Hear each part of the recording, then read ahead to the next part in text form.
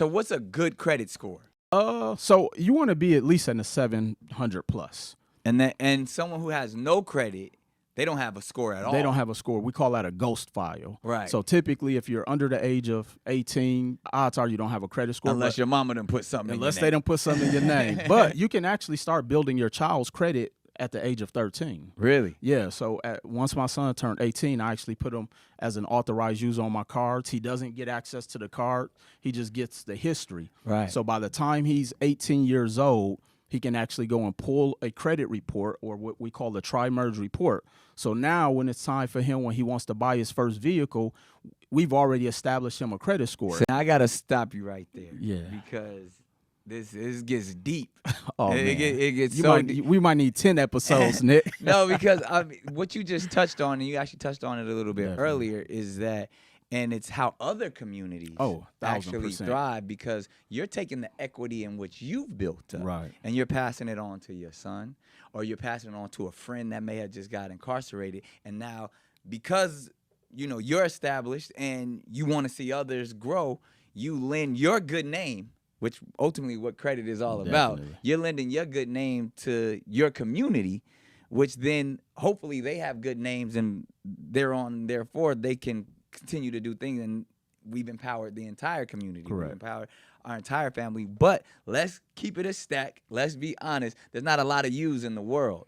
And even in our intimate households, your wife ain't gonna want to put you on her credit. You know what I mean? Your mama don't want, your daddy, you ain't messing up my credit. I done seen the stories, man. So it sounds pretty simple, but Right. to go find someone like you or someone that has great credit to say, hey, I'll lend you my name or I'll give you that opportunity, it's not the easiest thing to come across, to get somebody to say, I'll put you on my credit, or I'll co-sign for you, or I'll even allow you to be, I'm the advisor, but I'll let you build off of mine. Right. Well, it's a difference between being a cosigner and an authorized user. Right. So a cosigner would be, hey, Nick, I want to buy this car. My credit is horrible. Can you sign for me? Yeah. And if Most people say, hell no. I tell people, do not. Yeah. I'm a big avid person. Don't saying, co-sign for nobody. Don't co-sign for your boo, your bae, your spouse. Yeah. I told my mama, look, I love you, but I don't know you. See, that's what I'm talking about.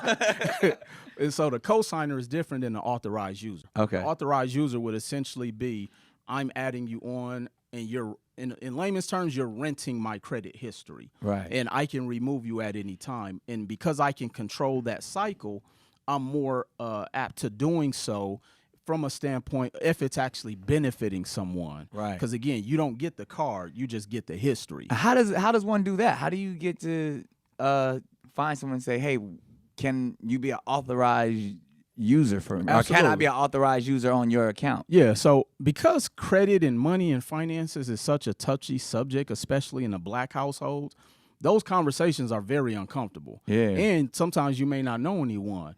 And so what I've tried my best to do is even through my training programs is I'm educating people on how to speak the language so that they can articulate that with someone who they may trust. So typically you find that, you may have an uncle or an aunt, but because we don't know the language, it's hard to communicate that to someone. So you don't know how to ask someone. And you'll be very surprised that it's usually people in your circle or in your family or in your life that is willing to do that, especially when you educate them, because a lot of times people who have good credit, they don't even know what that process is like. Right. So you typically can find someone in your family or a friend. I've seen people ask a coworker who was willing to do so. And typically how I tell them to structure it is like, let's say, you and I work together. I learn this information and I want you to help me to, reestablish my credit by being an authorized user. And I may come to you and say, hey, Nick, if you have,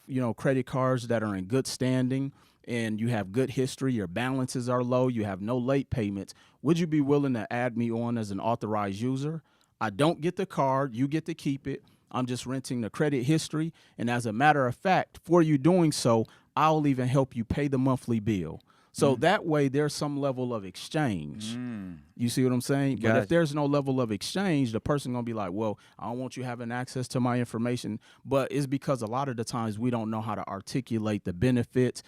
There's nothing So I it has can to do. be something in it for them as well. Well, it depends on the individual. Yeah. But because the other person doesn't know much about that strategy, Because again, you want to make sure that they're being responsible. that that you're protected. Yeah. So even if you add me on, it's nothing I can do with your information. Because Right. again, I don't have the physical card. Right. Only thing is I'll see the history or the information on my credit report. That's all. Got it.